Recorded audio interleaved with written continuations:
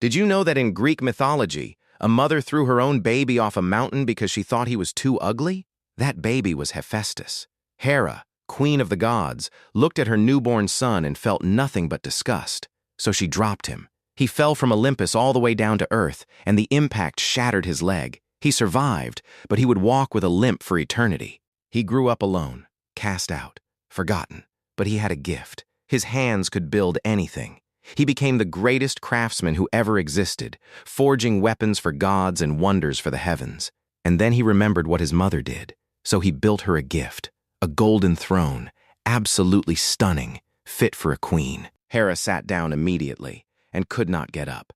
Invisible chains locked around her the moment she touched it. The queen of Olympus, ruler of the gods, trapped by furniture. The other gods begged Hephaestus to free her. He refused. He made her ask him herself.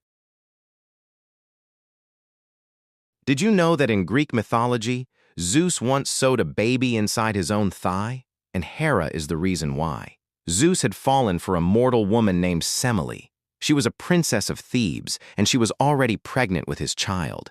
Hera found out. And instead of going after Zeus, she went after Semele. She disguised herself as an old woman and planted a seed of doubt in Semele's mind. She whispered that Zeus might be lying about who he really was, that if he truly loved her, he would prove it by appearing in his full divine form.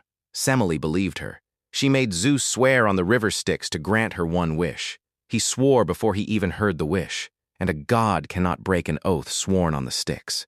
When she asked, Zeus begged her to take it back. She refused. So he appeared as he truly was, pure lightning, pure divine fire. Semele burned to ash instantly, but Zeus pulled the unborn baby from the flames and sewed him into his own thigh to finish the pregnancy. Months later, the child was born. His name was Dionysus, god of wine, madness, and chaos, born twice, because Hera could not let one innocent woman live. Did you know that in Greek mythology, two mortal brothers once kidnapped the god of war and nobody came looking for him?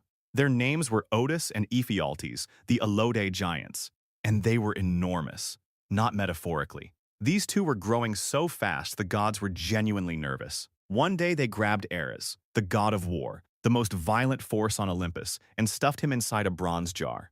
Then they sealed it shut and walked away, and Ares just sat there for 13 months.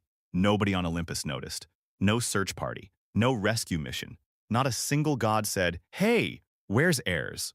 The war god was rotting in a jar, and the whole divine family just kept going about their day. It was Hermes who eventually found him, tipped off by a stepmother who couldn't keep the secret anymore. When they opened that jar, Ares crawled out barely alive. The guy who breathes violence and terror got outplayed by two teenagers with a jar. Raw power means nothing when someone just thinks 2 steps ahead of you. Did you know that in Greek mythology, Apollo once massacred an entire race of creatures just to get revenge on Zeus? Here is what happened. Apollo had a son named Asclepius. The kid was a healer, and not just any healer. He got so good at medicine that he figured out how to bring people back from the dead. Zeus was furious. Raising the dead broke the natural order. It threatened his control over everything. So Zeus did what Zeus always does. He grabbed a thunderbolt and struck Asclepius down on the spot. Apollo was devastated. His son was gone, and his father had done it. So Apollo went after the Cyclopes, the ones who had forged that thunderbolt. He hunted them down and killed every single one of them. Zeus was beyond furious. He was ready to send Apollo straight to Tartarus. But Leto, Apollo's mother, begged for mercy. Zeus agreed to spare him.